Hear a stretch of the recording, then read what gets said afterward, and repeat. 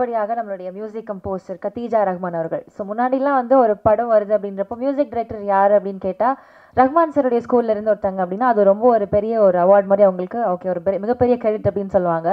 So from Rahman sir's family Rahman சாருடைய பேரோடையே வராங்க அப்படின்றப்போ lot of expectation lot of respect to her and மிகப்பெரிய ஒரு ப்ராமிசிங் டேலண்ட் அப்படின்றத நம்ம நம்புகிறோம். இன்னொரு விஷயம் இசையில் வந்து 7 ஸ்வரங்கள் அப்படின்னு சொல்லுவாங்க. அதே மாதிரி ரஹ்மான் சாருடைய ஃபேமிலியிலேருந்து வர 7வது மியூசிக் கம்போசர் இவங்க அப்படின்றப்போ இன்னும் பெருமையா இருக்கு. we're happy to have you here Khadija ma'am. Please come and share a few words.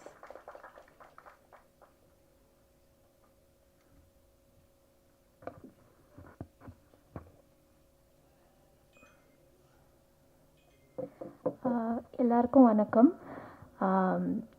I can't believe this is happening. Thank you so much.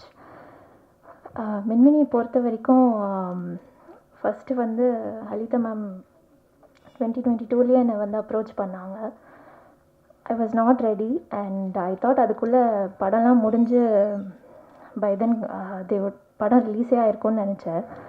But then I happen to meet her and then அவங்களுக்கு என் ஒர்க்கும் பிடிச்சது. And then by then அவங்க sheer lock almost another composer கிட்ட போயிட்டாங்க.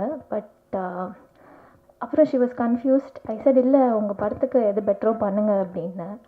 She said இல்லை உங்களோட தான் இந்த படம் உங்களோட தான் நான் ஒர்க் பண்ணோம் அப்படின்னு.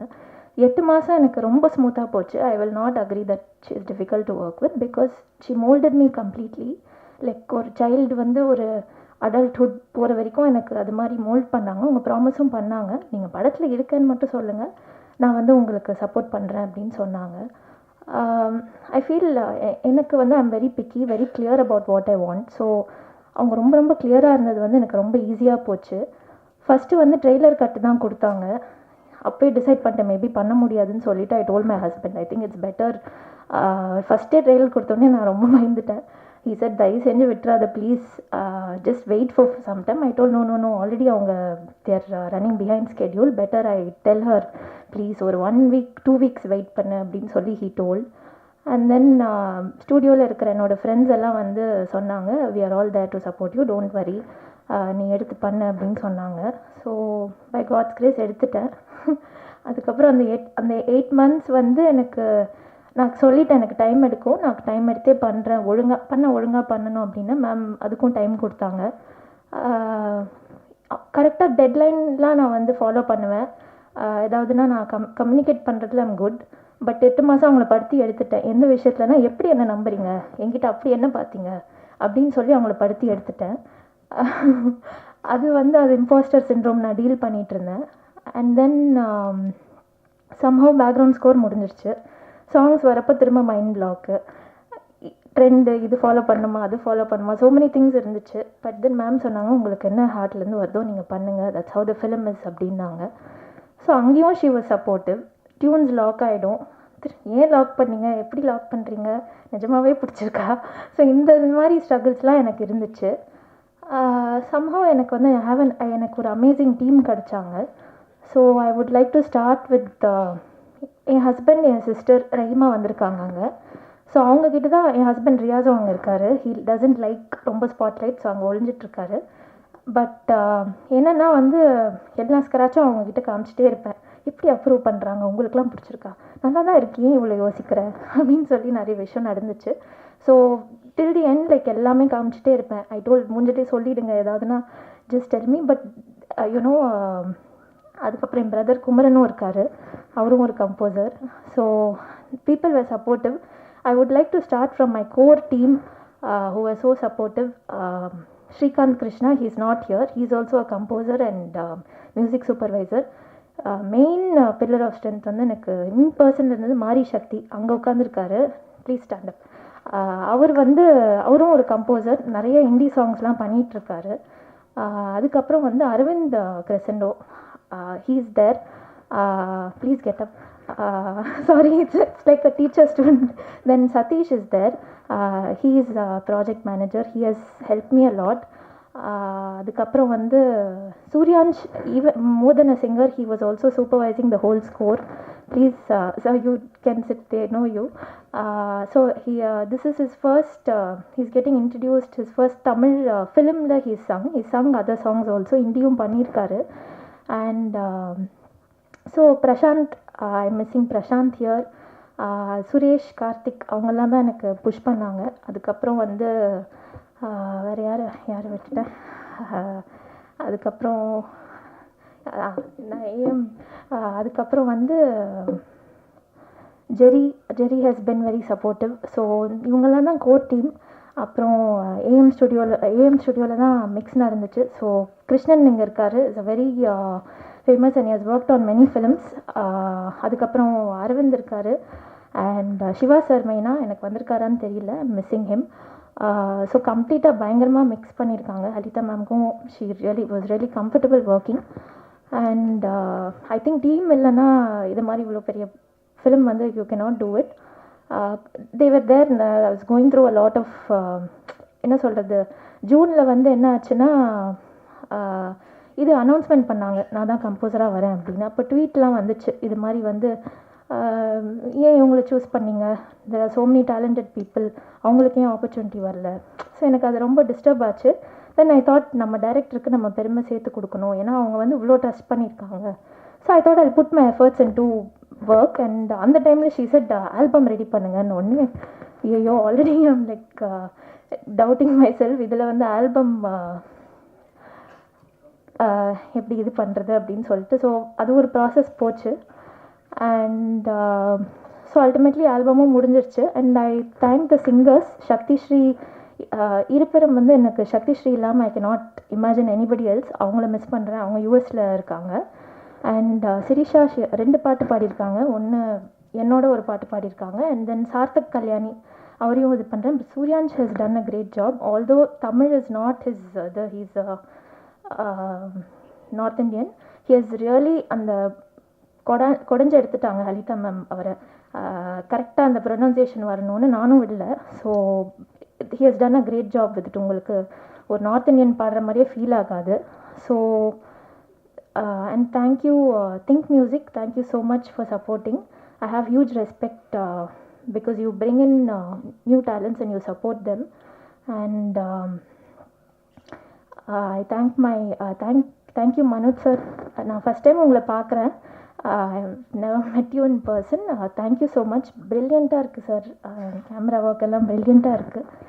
அண்ட் அதுக்கப்புறம் இந்த காஸ்ட் நம்ம நிறைய ஸ்டார்ஸ் பார்த்துருப்போம். பட் எனக்கு first time I'm working on a film. அவங்க ஃபேஸஸே பார்த்து ஒர்க் பண்ணி to meet them in person எனக்கு ஜெனுவனாக I was like star struck. And I was like calling them like a character நேம்ஸை கூப்பிட்டுட்டு இருந்தேன்.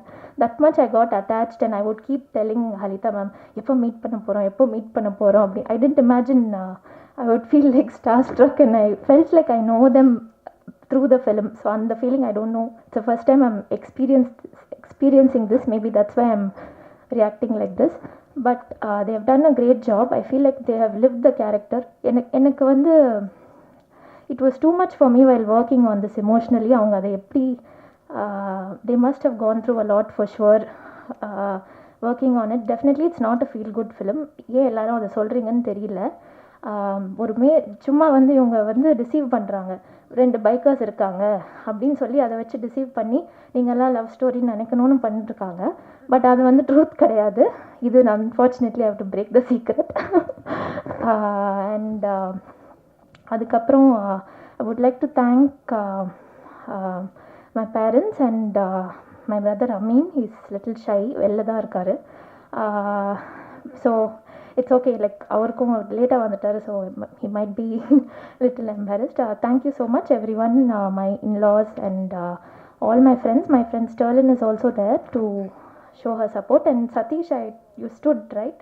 Okay, sorry, I am little overwhelmed. If I have missed out any team members, sorry. I'm also nervous. It's my first audio launch. And என்ன சொல்லணும்னு நினைக்கிறேன்னா, உங்களுக்கு பிடிச்சிச்சுன்னா support பண்ணுங்கள். ஏதாவது உங்களுக்கு இது இருந்துச்சுன்னா நீங்கள் எனக்கு ஃபீட்பேக் சொல்லுங்கள். ரொம்ப பேஷ் பண்ணாதீங்க இன்டர்நெட்டில், அதுதான் நான் ரிக்வெஸ்ட் பண்ணுறேன். கண்டிப்பாக நான் வந்து இதை கிராண்டடாக எடுத்துக்கல. I have work hard for this. And Murali sir, நான் ஃபஸ்ட்டு முரளி சார் மீட் பண்ணியிருக்கேன். And is a very calm person, ரொம்ப கிரவுண்டட். ப்ரொடியூசர் மாதிரி அவர் பிஹேவ் பண்ணல. So I miss him today. சீதோ அண்ட் சலிதா மேம் டீம்லேருந்தும் வந்து தே எம்பாடி ஹர். நிறைய பேர் I have met from a team, very sweet people. So thank you so much, thanks to God. உங்களோட ப்ரேயர்ஸ், உங்கள் பிளெஸிங்ஸ் கண்டிப்பாக எனக்கு இந்த ஜேர்னியில் வேணும். Thank you so much.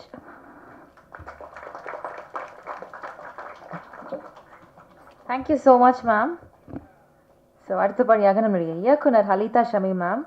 எல்லாரும் சொன்ன மாதிரி இது முன்னாடி வரைக்குமே ஃபீல் குட் படங்கள் கொடுத்தனால இந்த படமும் அப்படி இருக்குமோ?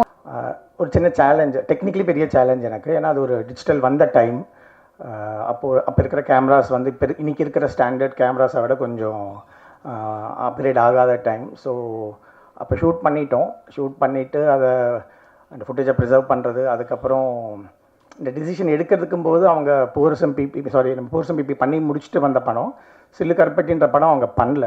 ஸோ அந்த ஃபார்மேட், அந்த ஆந்தாலஜி, இந்த மாதிரி ஒரே கதைக்குள்ளே டிஃப்ரெண்ட் வேர்ல்ட்ஸை சொல்லலாம், டிஃப்ரெண்ட் ஏஜ் குரூப்ஸை, டிஃப்ரெண்ட் டைம்லைன்ஸை சொல்லலான்ற மாதிரி ஒரு சுச்சுவேஷன் அப்படி இல்லை. பட் ஒரு போல்ட் டிசிஷன் எடுக்கிறதுக்கு என்ன கன்வின்ஸ் பண்ணதுக்கு வந்து காரணம் வந்து அந்த ஏன் இதே பசங்க தான் இந்த அடுத்த ஏஜ் குரூப்பில் இருக்கணுன்றதுக்கான அவங்க சொன்ன ஒரு விளக்கம் வந்து கன்வின்சிங்காக இருந்துச்சு. ஸோ நம்ம இது எப்படி ஒரு பெரிய அந்த ஃபினான்ஷியல் பர்பஸ்க்காக இந்த படம் பண்ணல. நமக்கு ஒரு whatever நம்ம ஸ்பெண்ட் பண்ணுறது ஒரு பிரேக் ஈவன் மாதிரி வந்தால் போதும். So will take a challenge சொல்லிட்டு தான் நம்ம பண்ணோம். ஜென்ரலி இந்த 8 years இந்த ஃபுட்டேஜ் இப்போ இருக்கிற ஃபுட்டேஜோட மேட்ச் பண்ணுறதுன்றதுலாம் ஒரு மிகப்பெரிய சேலஞ்சாக இருந்துச்சு. இப்போ ரீசெண்டாக பார்த்தீங்கன்னா இப்போ எடுக்கிற ஃபுட்டேஜே காணாமல் போச்சுன்னு சொல்கிற மாதிரி கம்ப்ளைண்ட்டில் நடக்கிற டைம் இது. ஸோ அந்த சுச்சுவேஷனில் இதை மெயின்டைன் பண்ணி டெக்னிக்கலாக இதை கொண்டு வரதுன்றது ஒரு சேலஞ்ச். பட் அதை விட வந்து அவங்க வந்து அது ஒரு டேரிங் எஃபர்ட்ஸ். இப்போ ஒரு தாட் ப்ராசஸ், ஒரு 8 வருஷத்துக்கு முன்னாடி சொல்கிற கதைகள், சொல்கிற விஷயங்கள், நம்ம சுற்றி நடக்கிற விஷயங்கள்லாம் சேர்ந்து இப்போ ஒரு ஆஃப்டர் 9-10 yearsக்கு அப்புறம் அதை ரிலீஸ் பண்ணும்போது எவ்வளோ இம்பேக்டாக இருக்கும் அப்படின்றது தான் பெரிய டிசிஷன் மேக்கிங்கில் இருந்த சேலஞ்ச். ஸோ இந்த லைன் அவங்க சூஸ் பண்ண விஷயங்கள் எல்லாமே வந்து ரொம்ப ஒரு யூனிவர்சலாக இருந்தது. ஸோ அது ஒரு பெரிய ரீசன். இது வந்து கண்டிப்பாக நமக்கு டெஃபினட்டாக இது ஒர்க் ஆகும் அப்படின்றதுக்கான ரீசன் வந்து அதுதான். ஸோ இருந்தாலும் என்னோடய ஃப்ரெண்ட்ஸ்க்கெலாம் நான் போட்டு காமிச்சேன். ஸோ எல்லாருமே வந்து இப்போ ஷூட் பண்ணதை விட அந்த 8 yearsக்கு முன்னாடி ஷூட் பண்ணதை வந்து ரொம்ப ரசித்தாங்க. ஸோ அதில் இருக்கிற ஒரு சின்ன சின்ன நுவான்சஸ், ஒரு நேச்சுரல் பீரியடிங் அப்படின்னு சொல்லுவோம்ல, சீசனிங் பண்ணும்போது நம்ம ஒரு ஒயிட் வால் அடித்து அதை பெயிண்ட் பண்ணுவோம். அது எப்படி இருந்தால் நல்லாயிருக்கும் அப்படின்னு சொல்லிட்டு அதை சீசன் பண்ணுவோம். இது வந்து ஆட்டோமேட்டிக்காகவே அது ஒரு சீசன் ஆகிருக்கு அப்படின்ற மாதிரி இருக்கும்போது அது ஒரு plus. So that is the reason why we took this decision. அது நல்லா ரிவீல் பண்ண முடியாது அந்த சின்ன சின்ன டீட்டெயில்ஸ், ஏன் வந்து அவங்களே தான் நடிக்கணும் அப்படி ப்ரெஷர் போட்டு எங்களை இது பண்ண சொன்னாங்கன்றது படம் பார்க்கும்போது அது புரியும். ட்ரைலர்ஸில் உங்களுக்கு அந்த சின்ன கிளிம்ஸ் கிடச்சிருக்கும்.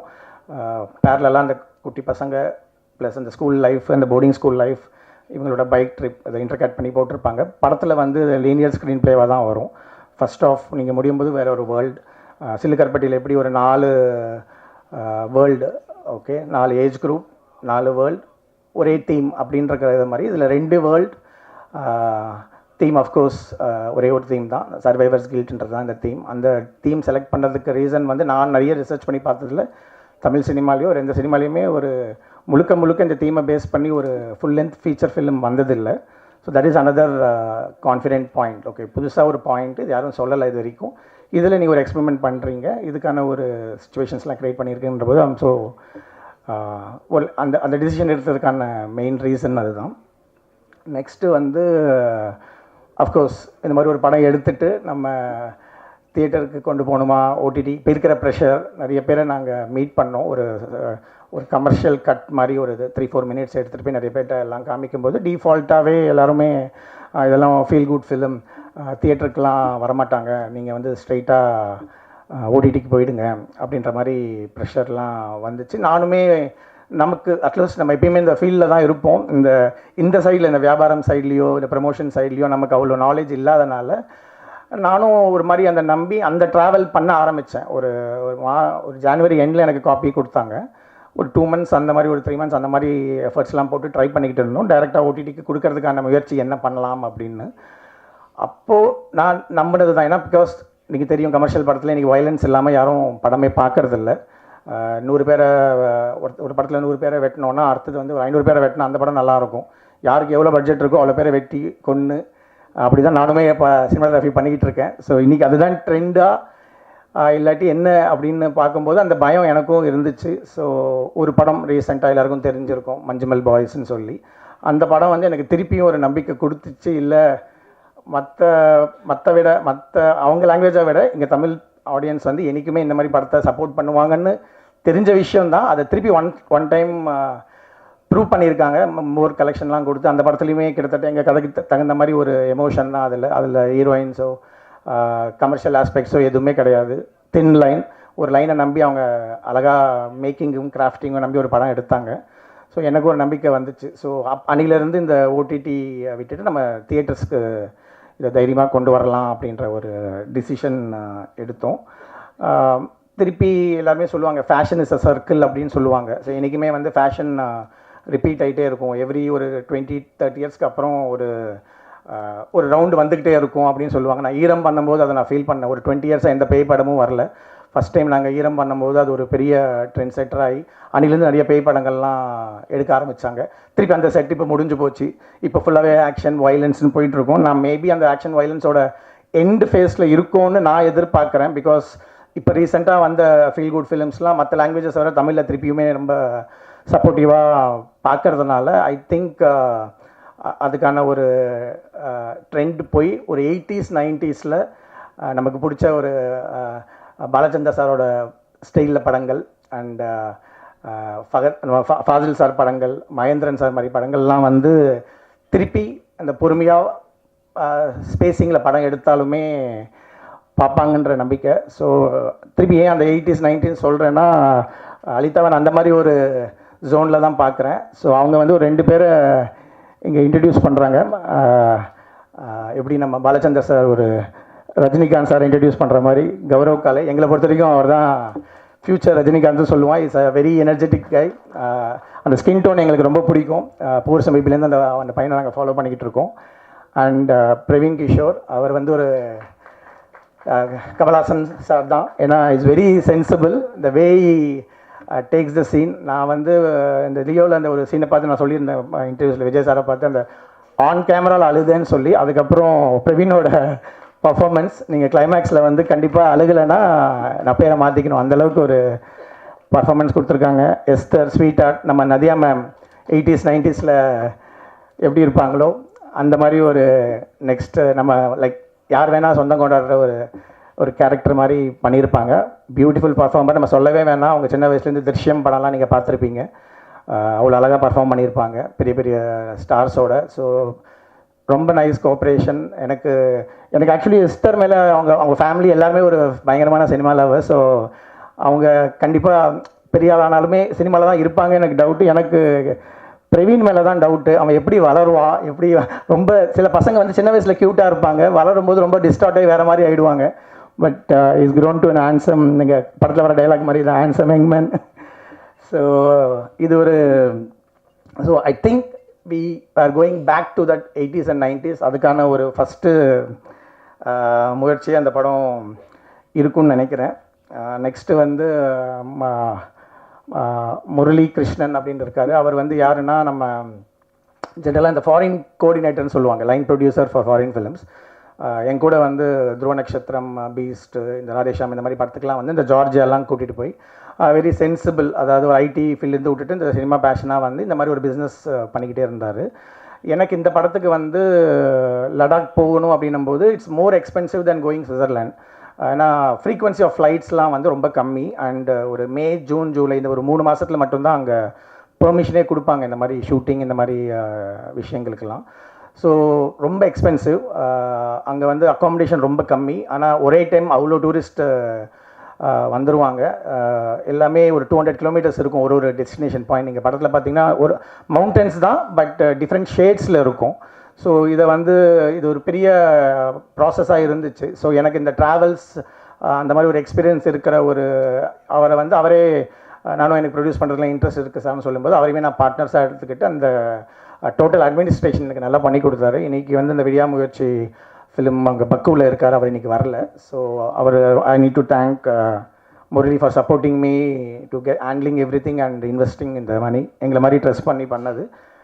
நெக்ஸ்ட்டு வந்து தென்ட்டுக்கோட்டா வருண் சார். ஸோ வழக்கம் போல் நம்ம இந்த அவருக்கு இந்த ஃபாரின் ரைட்ஸ்க்காக இந்த படத்தை வந்து நான் போட்டு காமிச்சேன் அவருக்கு. ஸோ அன்றைக்கி போட்டதுலேருந்து இன்றைக்கி வரைக்கும் டெய்லி ஃபோன் பண்ணி ரொம்ப எக்ஸைட்டாக ஒரு பயங்கரமாக நான் சொன்னார். அது எவ்வளோ எக்ஸைட்டேட் பண்ணுறாரா நிஜமாக சொன்னாரான்னு தெரியல. இந்த படம் தமிழ் சினிமாவில் ஓடாடி எந்த படம் ஓடும் sir.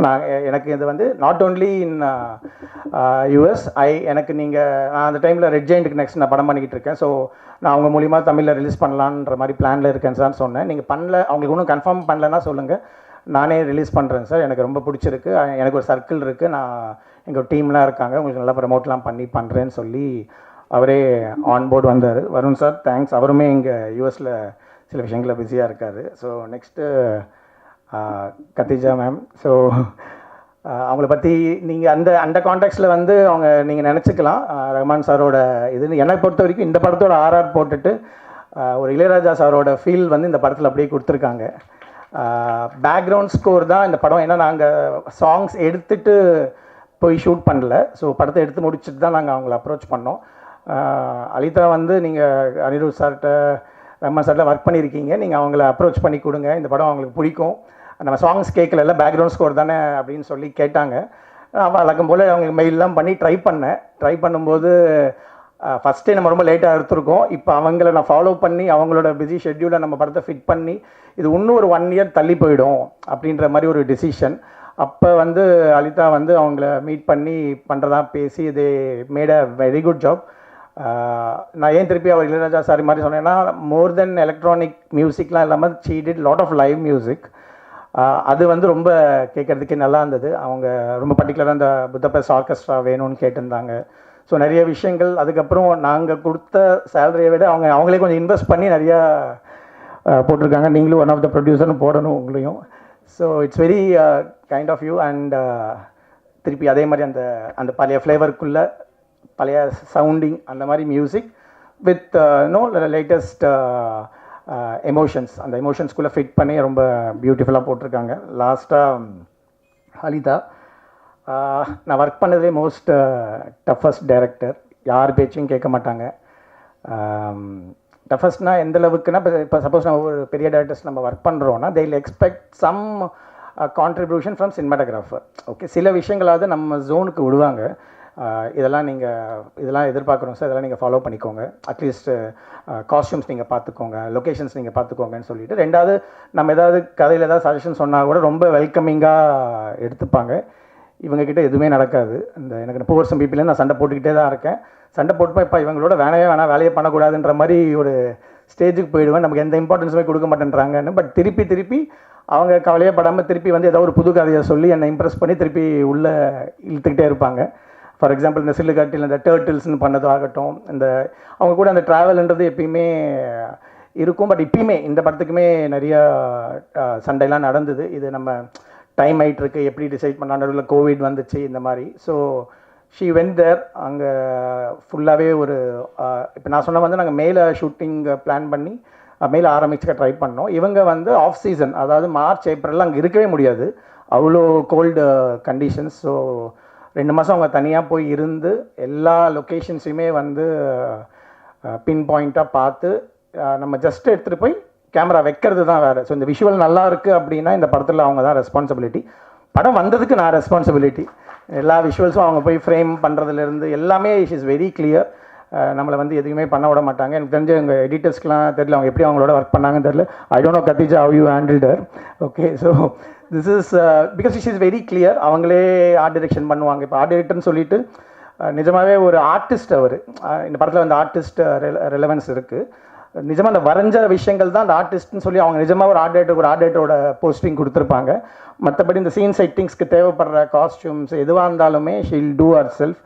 I don't know that is how she. Because எனக்கு சிலுக்கரைப்பட்டி முடிஞ்சதுக்கப்புறம் எனக்கு நிறைய பேர் ஃபோன் பண்ணி அவங்களோட படம் பண்ணணும்னு கேட்டாங்க. அவங்களுக்கு கன்வின்ஸ் பண்ணுறது ரொம்ப கஷ்டம். ஸோ யாராவது ஒருத்தங்க எனக்கு படம் பண்ணி கொடுக்க சொன்னாங்க, பண்ண மாட்டாங்க. அவங்களுக்கே பிடிச்சாதான் படம் ஒத்துப்பாங்க. அது ஃபுல் கண்ட்ரோல் அவங்க கேட்டுருவாங்க. இப்போ பட்ஜெட்லாம் எதுக்கு நம்ம ஏன் இவ்வளோ காசுலாம் நம்ம கேட்கவே முடியாது. அவங்க சொல்லுவாங்க, சரி காஸ்டியூம்ஸ் ஏதோ ஒரு பெரிய பில்லு கேட்க போகிறாங்கன்னு நினச்சி நம்ம கேட்போம். அவர் 10,000 ரூபாய் கொடுங்க சார் அப்படின்வாங்க. போய் டெல்லிக்கு போயிட்டு இந்த படத்தோட எல்லா காஸ்டியூமே ஒரு கடையில் போய் பார்த்து வாங்குகிற ஒரு டைப்பு. ஸோ இது ஒரு இன்ஃபர்மேஷனாக கொடுக்குற நாளைக்கு அவங்களோட யாராவது படம் பண்ணணும்னு நினச்சிங்கன்னா ஃப்ரீயாக விட்டுறணும், ஃப்ரீடம் கொடுக்கணும். அவங்க ஒரு போயிட்ரியாக ஒரு விஷயத்த கொடுப்பாங்க. இன்னும் இந்த போயிட்ரி நம்புறவங்களுக்குலாம் வந்து இது ஒரு சுச்சுவேஷன். நான் நிஜமாகவே ஒரு நாள் ரொம்ப டென்ஷனான ஒரு சுச்சுவேஷன்.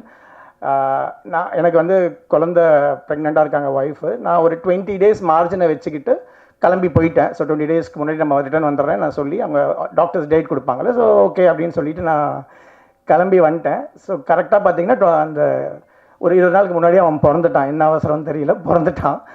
எனக்கு கரெக்டாக அங்கே சிக்னல்ஸே இருக்காது அந்த ஊரில்.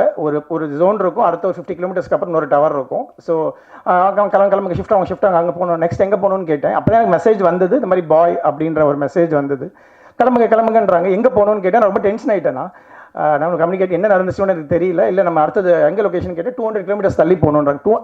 காட் ரோட்ஸில் 200 kilometersன்றது கிட்டத்தட்ட ஒரு 8 hours 9 hours ஜேர்னி. அது கிட்டத்தட்ட அவங்க கூப்பிட்டு போகிற இடம் வந்து ஒரு சைனா பார்டர் 50 kilometers சும்மா தங்கன்னு ஒரு இடம். நான் அவங்கள்ட்ட டென்ஷனாக கேட்டு இது என்ன சீன் எடுக்க போகிறோம், இங்கே பக்கத்தில் எடுத்துக்கலாம், அங்கே போகணும் அப்படின்னு நான் கேட்குறேன். இல்லை சார் ரொம்ப இம்பார்ட்டன்ட் சார், நீங்கள் சீன் பேப்பர் கொடுங்கன்னு சொல்லி கேட்டால் ஒரே ஒரு லைன் எழுதியிருக்கு அதில். இந்த மாதிரி சப்ரி எவாப்ரேட்ஸ் இஸ் கில்ட் அப்படின்னு போட்டிருக்கு. இன்னுங்க ஒரே ஒரு லைனுக்கு 200 kilometer அப்படின்றேன். இல்லை சார் நீங்கள் அங்கே வாங்க ஒரு மேஜிக் இருக்குது அப்படின்னாங்க. சரின்னு சொல்லிட்டு போயிட்டேன். என்னோட பேட் டைம் வந்து அங்கே இருக்கிற ஒரே ஒரு பிஎஸ்என்எல் டவரில் சிக்னலே இல்லை அன்றைக்கி. ஸோ 36 hours ஆஃப் கிரிட், யாரோடையுமே கம்யூனிகேட் பண்ண முடியல. எங்கள் ஹாஸ்பிட்டலில் என்ன இருந்தது, நான் ஒரு மாதிரி டென்ஷனில் இருந்தேன். நீங்கள் தூங்குங்க, போய்ட்டு ஈவினிங் ஆகிடுச்சு. காலங்கால மார்னிங் எழுந்து நீங்கள் வாங்க கேமரா இங்கே வைங்க அப்படின்னு சொன்னாங்க. லைட் வரல. லைட் ஓப்பன் பண்ணி பார்த்தா மேஜிக். நிஜமாகவே வந்து அந்த இந்தியாவிலே இருக்கிற ஒரே ஒரு ஹாட் ஸ்ப்ரிங்ஸ் அது. ஸோ அதில் பார்த்தீங்கன்னா நிஜமாகவே வந்து அந்த வேப்பர் வந்து தண்ணியிலேருந்து அப்படியே வந்திருக்கு. அவன் சும்மா சைலண்ட்டாக நின்றுட்டு இருப்பான். No dialogues, nothing. ஷார்ட் வச்சா அவங்க சொல்கிற அந்த கதை, அவங்களோட எமோஷன் வந்து ஃப்ரேம். அஃப்கோர்ஸ் இதை வந்து சிஜியில் கூட பண்ணியிருந்துருக்கலாம், பட் அவங்களுக்கு அது பிடிக்காதுன்னு நினைக்கிறேன் சிஜிலாம். So she wants to travel thing. இதே மாதிரி தான் அந்த ஊட்டி ஸ்கூல் இதெல்லாமே பயங்கரமான ஒரு எக்ஸ்பீரியன்ஸாக இருந்துச்சு. இப்போ வீட்டில் என்ன நடந்துச்சுன்னா அதுக்கப்புறம் வந்து சொல்லி நாங்கள் வளர்க்குறோம், நீங்கள் வந்து இந்த பையனை உங்கள் அப்பா வந்து இந்த இதுக்கு நீ பிறந்ததுக்கு வரவே இல்லைன்னு சொல்லி நாங்கள் சொல்லி வளர்க்குறோம் சொல்லி இன்றைக்கி வரையும் என்னை வெறுப்பேற்றிக்கிட்டு இருக்காங்க. பட் நான் ரொம்ப கான்ஃபிடென்ட்டாக சொல்கிறேன், ஒரு 15 வருஷம் கழித்து அவனுக்கு சினிமா தெரியும் போது இந்த படத்தை நான் தைரியமாக அவனுக்கு போட்டு காமிப்பேன். I'm so proud of it. அவன் வந்து இந்த சினிமாவை லவ் பண்ணுவான். இது வந்து ஒரு டைம்லெஸ் மூவின்றது தான் என்னோட பாயிண்ட். நான் இந்த பாயிண்ட் ஏன் சொல்ல வரேன்றது, இது டைம்லெஸ்ன்றதுக்கு 2 ரீசன்.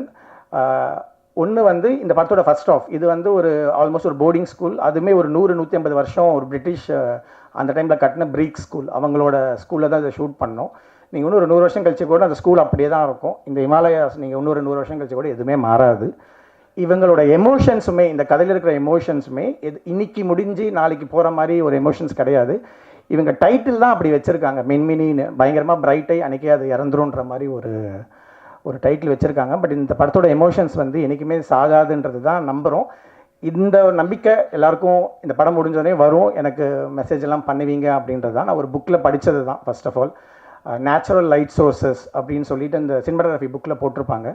அதில் வந்து 4 விஷயம் தான் இருக்கும் நேச்சுரல் லைட் சோர்சஸ் உலகத்தில்: sun, moon, stars, fireflies. அதான் மின்மினி. தேங்க்ஸ்.